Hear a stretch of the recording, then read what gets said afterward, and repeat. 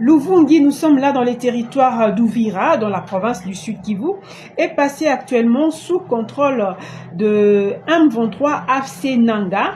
C'était depuis le samedi 6 décembre que cette partie de la RDC est occupée par les M23. Déjà, le vendredi 5 décembre, il y a eu la population qui tentait à se diriger vers les Burundi. Donc, 80% de la population vivant dans ces coins du Sud Kivu voulait déjà quitter pour aller vers les Burundi. Mais on se pose des questions.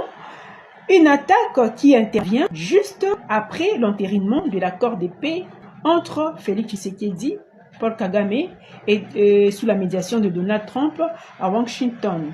Est-ce que Kagame est sincère?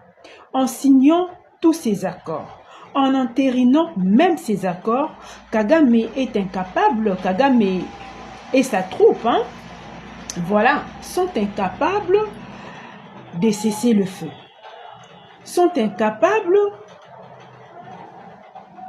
de respecter les accords. On a suivi le porte-parole de FRDC sur les antennes de la télévision nationale congolaise en disant que non, ils ont laissé M23 occuper les territoires de Luvungi puisqu'ils ne voulaient pas faire des attaques, question de protéger la population.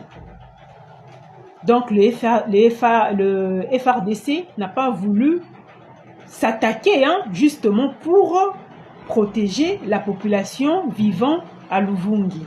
Quelque chose de bien, quelque chose qu'on a salué. Mais à cette allure, si le FRDC n'arrive pas à faire la guerre avec l'ennemi, toutes les vies vont tomber. Mais nous prenons la communauté internationale à témoin. Puisque Félix Tshisekedi, c'est quelqu'un de paix, c'est quelqu'un de démocrate, qui ne veut pas qu'il y ait toujours les sangs des Congolais, qui ne veut pas toujours que les sangs des Congolais puissent couler au nom de la paix. Ça n'était de trop.